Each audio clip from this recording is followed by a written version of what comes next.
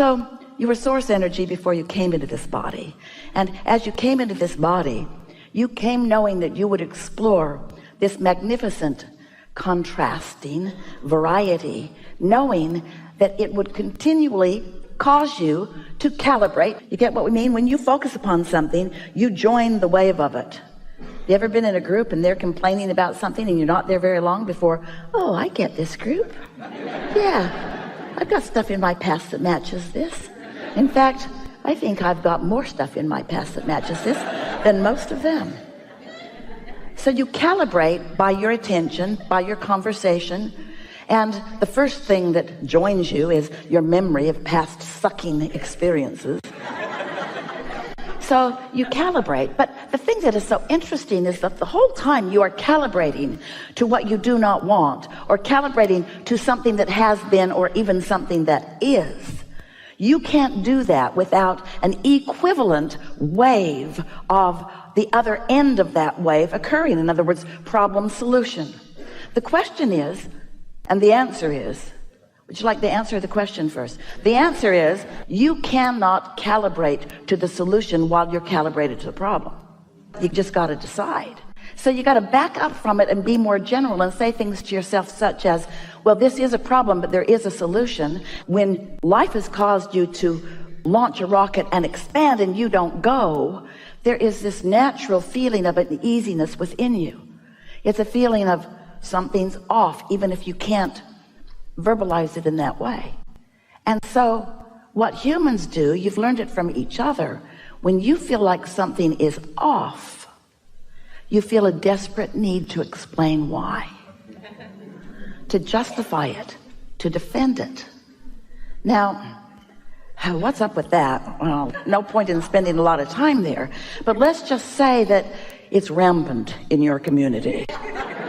So this justification, this defense, and it might be worthwhile to spend a little bit of time thinking about why you might do that, but mostly it is this. It is that, hear this. You are born calibrators, which means you've translated that to mean you are born harmonizers, which means when there is a loud note in the room, you are sort of drawn to harmonize with it. So if people are complaining, no problem. I've got material. People are afraid. I've been there. I can stir that up in a moment's notice. Not enough money? Oh. Let's capture all the rich ones and kill them. So that harmony is a natural instinct, isn't it? But you're misunderstanding the urge to calibrate, the urge to let life launch the rocket of desire, but then calibrate to the desire, not to the absence of the desire that started it. You following us?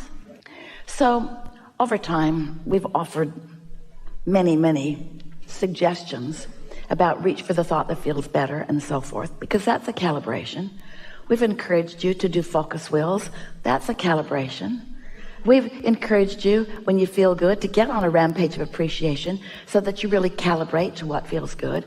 Everything that we've ever offered to you has been about you calibrating to who you really are. And of course, before you can calibrate to that note, to that vibration, you've got to first know that it exists. Do you? Do you know that you came forth from source and that that source part of you is still there, offering a signal to which you can calibrate? Because if you can accept that, then everything else is easy for you. But if you haven't accepted that, then you are most likely, like most humans, calibrating to the loudest vibration in the room. And sometimes you get confused, because if you haven't beforehand taken the time to calibrate to your highest frequency, then the loudest note in the room will call you to it. And that's all right, because as you get called to it, you have a feeling sensations. And this is what we really want you to know. You may accept it just because we say it. You may accept it because you knew it before we said it. You may accept it because nothing else makes sense to you. You may accept this. We want you to come to accept this. You are source energy, and a part of you is here in this physical body. And the strongest calibration, the strongest signal that you are, is one of pure love. One of knowing well-being, one of loving self, and one of loving others. But that love word is so overused and so misunderstood that it's maybe not even the best word to use. The God word doesn't work either, because so many of you think so many things about those things. So we don't want you to calibrate to a word. We want you to calibrate to a feeling. And we want you to do your best to decide that feeling good is a good thing. That feeling good is a good thing. So what we're talking about incessantly is identifying a vibration, a desired one, and then isolating it by focusing on it and not other stuff. And in doing so, eventually calibrating to that frequency. And now what's happened is you are one with you. Now, what's the benefit of being one with you, with who you really are? You've been around a long time. You've been calibrating longer than there are human words to describe or human concepts to comprehend. You're old. And that you that has become is pure, positive energy. And it is dominant. That's why well-being abounds, even if you won't admit it. So this whole of who you are, this pure, positive energy of who you are, this pure, positive energy of who you are, has a point of attraction. Law of attraction is responding to that you. If you've been hanging around with us for a while, you've heard us say, we say it often, one who is connected to this stream of well-being is more powerful than millions who are not. So that point of attraction is powerful, more powerful. Hard to define how much more powerful. And we want you to contemplate for a moment with us why that part is so much more powerful in its point of attraction. Because there's no contradiction in the energy. Because the vibration has been identified and isolated and calibrated. And so since there is no contradiction, that signal is strong. So as the law of attraction is responding to everything that is abounding, you have choices.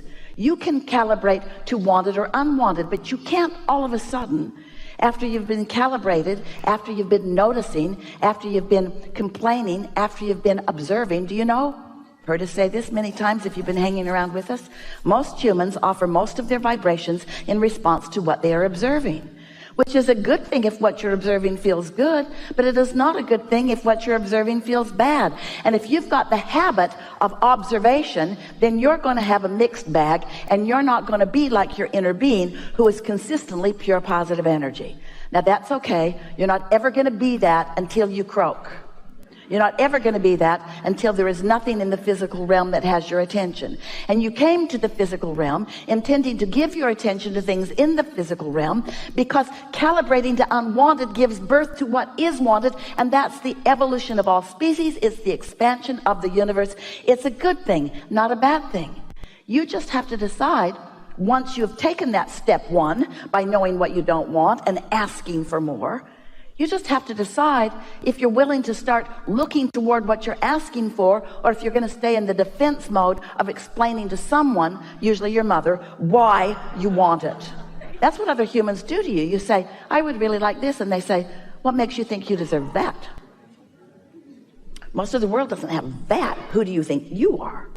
And you're usually not with it enough to say, I'm source energy in a human body, and I get what I want.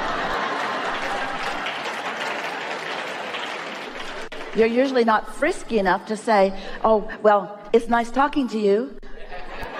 I think I'll go over here where I no longer have to talk to you. Because you are seeking calibration from me. Because now, why do you do that? Why do you, why do they, why does anybody, why do you seek understanding of others? Why do you want them to get you? Why do you want them to get you? Because if they get you, you feel better. You feel better than if they don't get you. We get that. But why is it important for them to get you? Here's the answer. Here's our answer. Take it or leave it. Here's our answer. The reason that you want humans to get you is because you've forgotten who really gets you. You've lost track of what it feels like to really be tuned in. So we don't want you to tune to this frequency. We don't want you to calibrate to the frequency of source for the power of it, although it is powerful beyond description. We don't want you to calibrate to that for the power of it. We want you to calibrate to that for the pleasure of it. And stop looking for love in all the wrong places. Stop looking for it with somebody who's depressed, or somebody who's jealous, or somebody who's lost. If you're walking along a mountain, it's a nice, great view.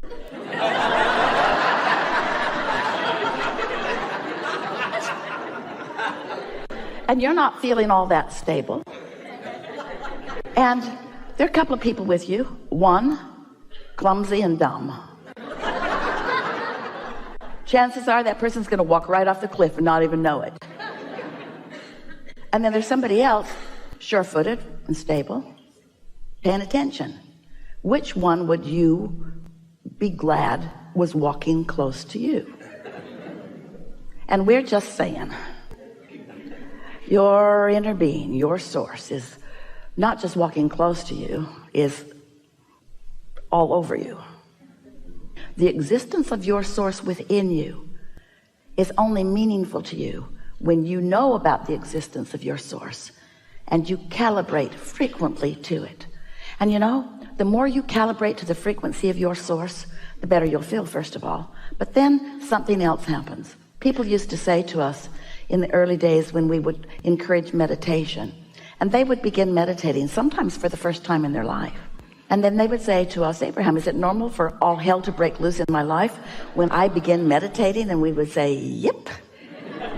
Because as you calibrate to that frequency of who you really are, when you're not calibrated to that frequency, you notice it more. The more you are that loving being that you are, the more painful it is to be otherwise. You just get so you can't stand it, you see. And then what happens to so many of you, you begin associating that discomfort with the people or experiences, usually experiences that include people, that are present when you feel the discomfort. And then you think it's their fault. Because before they were there, you didn't feel this way. So they should change. They should do something different so that you can feel better. And that's what we mean by calibrating to things that are unstable.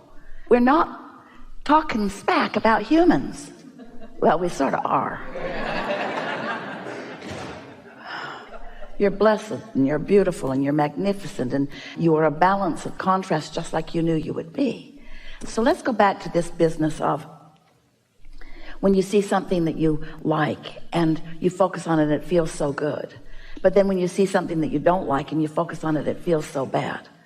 Let's talk about the disadvantage of looking for feeling good in that way.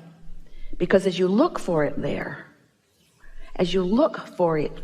and find it, now you're holding that person responsible to hold you in their gaze. They got to be stable. So you're not giving them the opportunity to have their own expansion. You're not giving them the opportunity to calibrate. You're saying, get calibrated and focus on me because I only have the ability to get my juices from you. And it's not long before you resent them for a number of reasons. First of all, they don't have the ability to only focus on you. And then you feel like something that has been tethered that isn't. And next of all, they can never provide the satisfaction that you will feel when you hook into who you really are.